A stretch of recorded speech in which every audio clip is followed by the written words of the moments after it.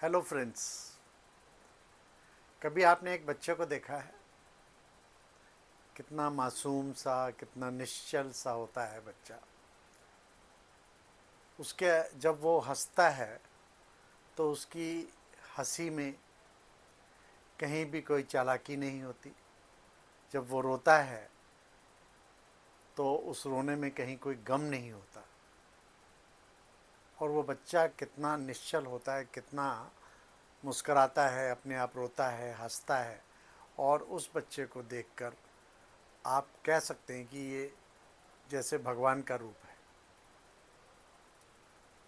लेकिन दोस्तों, जैसे ही वो बड़ा होता है और हम बड़ों के कांटेक्ट में हम उसे जैसे जैसे आते ही जो हमारे कांटेक्ट में आते ही जो हम उसे सिखाते हैं, उसे बुराइयां सिखाते हैं और उसके अंदर उसको बताते हैं कि तुम इस धर्म के हो, तुम इस जाति के हो, तुम्हें इससे बात करनी है, इस धर्म वाले से बात करनी है, इस धर्म वाले से बात नहीं करनी है, उसे हम दुनिया भर का झूठ बोलना, बुराइयां सिखाते हैं।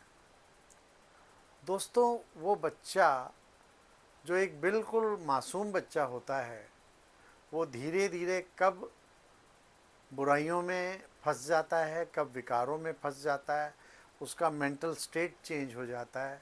इन सब के लिए जिम्मेदार हम उसके पालने वाले बच्चे, माँ बाप हैं। किसी भी बच्चे का कोई भी उस जब वो पैदा होता है तो उस पर कोई परमात्मा स्टैंप लगा के नहीं भेजता है कि ये हिंदू है या मुसलमान है या सिख है या क्रिश्चियन है। स्टैंप उसे हम लगाते हैं और ये स्टैंप लगाते हैं उसके दिमाग पर, उसके ब्रेन पर, उसकी बुद्धि पर कि तुम ये हो, तुम ये हो। और फिर वो बच्चे की वैसे ही मानसिकता बन जाती है और वैसे ही धीरे धीरे उसके संस्कार बनने लगते हैं। तो देखा जाए वास्तव में तो उस बच्चे को हम सही संस्कार ही नहीं दे पा रहे हैं।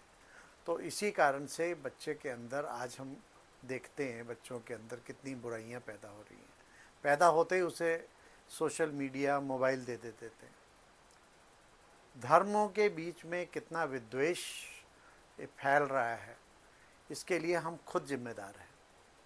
बच्चे को कोई समझ नहीं है तो कोशिश करें कि अपने बच्चे को किसी दूसरे धर्म के प्रति ऐसी शिक्षा ना दें जिससे वो दूसरे धर्म के लिए नफरत करे।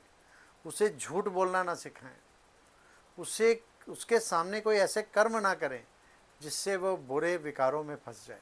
उसके सामने बैठ के शराब पीना, नॉनवेज खाना और गॉसिप करना, ये सब चीज़ें बच्चा हमसे ही सीखता है। तो कोशिश करें हम अपने आप को बदलें, हमारे बच्चे हम ही से सीखते हैं। अच्छा, ओम शांति।